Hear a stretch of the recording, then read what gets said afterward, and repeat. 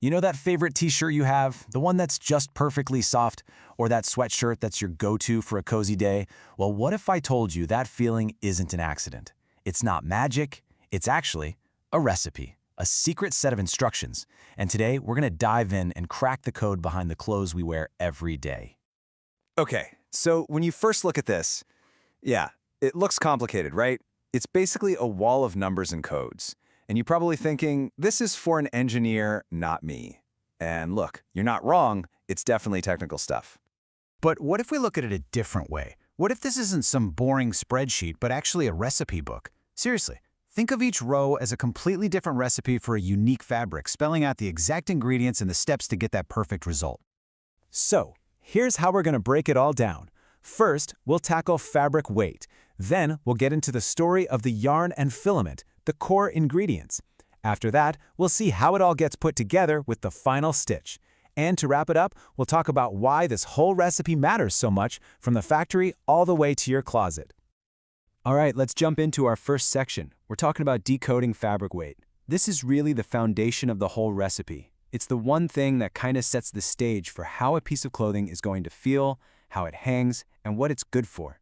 So the key term you need to know here is GSM. That stands for grams per square meter. And it's actually super straightforward. It's literally just what a 1 meter by 1 meter square of that fabric weighs. That's it. So a higher GSM number, you guessed it, a heavier, thicker fabric. Let's go back to our recipe book for a second. Take a look here. See fabric number 1 and number 10? They both have a GSM of 230. But then look at fabric number 5. It jumps way up to 370. Just that one number alone is our biggest clue about what these fabrics are meant to become. So what does that actually mean in the real world? Well, a 230 GSM fabric, that's light. That's your classic summer t-shirt, nice and breathable. But that 370 GSM, oh, that's much heavier. We're talking about a cozy, thick sweatshirt you'd grab on a cold day. And that huge difference in how they feel, it all comes down to that one little number.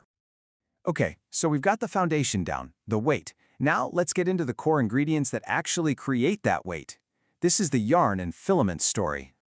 If you look at the top of the recipe, you'll see things like 100% cotton or maybe a 60-40 blend. This is basically our first big choice of ingredients. Are we going with pure cotton or are we mixing it with something else, like polyester? That one decision is going to change everything from how soft it is to how long it'll last. All right, next up is something called yarn count. And, this one's a little weird. It's kind of counterintuitive. In this system, a lower number actually means a thicker yarn. So a yarn count of 22 is way chunkier than a yarn count of 34. The 34 is the finer, thinner one. Just got to remember, low number, thick yarn. And then we have filaments. So picture a single piece of yarn. It's not just one solid thing. It's actually made up of lots of even tinier little strands, all twisted together. The number of those tiny strands, that's your filament count. And generally, the more filaments you have, the smoother and stronger your yarn is going to be. Okay, let's put this all together with our examples. Remember, fabric number 5, our heavy sweatshirt. Its GSM was 370. And what ingredients does it call for? Well, it uses a thick yarn, a count of 22, remember, low is thick, and a ton of filaments, 96 of them. Now compare that to fabric number 10, our lightweight t-shirt. Its GSM is 230, and it's made with a much finer yarn, a 34. With way fewer filaments, only 36. You can see the connection, right? It's a direct relationship. If you want a heavy, dense fabric, you reach for a thick, complex yarn. And if you want something light and airy, you use a finer, simpler one. The recipe's starting to come together now, isn't it?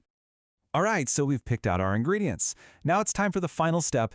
You could say it's time to actually cook it all. This is where we knit everything together, and it's where the final texture and feel really get locked into place.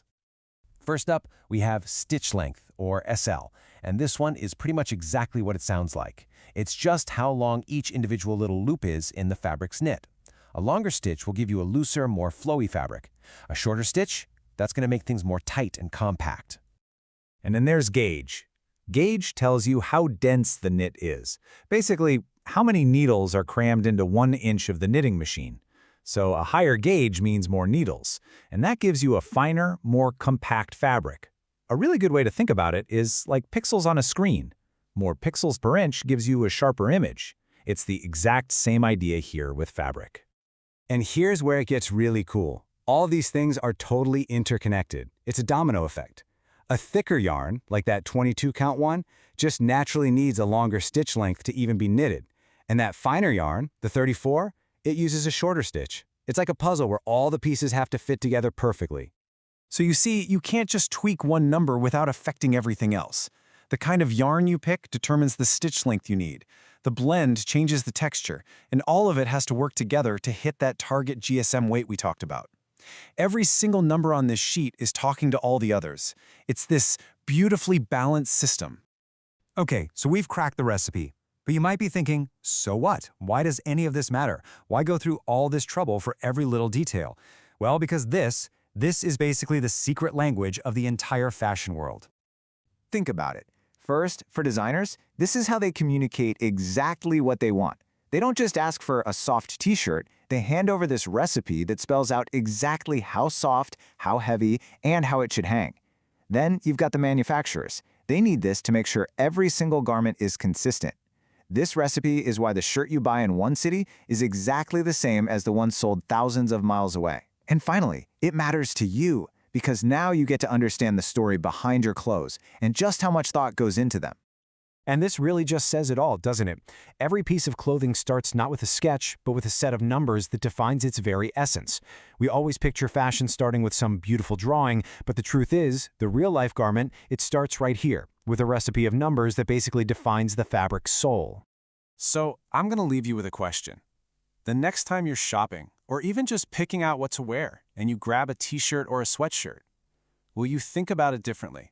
Will you feel its weight, its texture, and wonder, what's the recipe for this one? What's its GSM? What's the yarn count? Because now, you're in on the secret.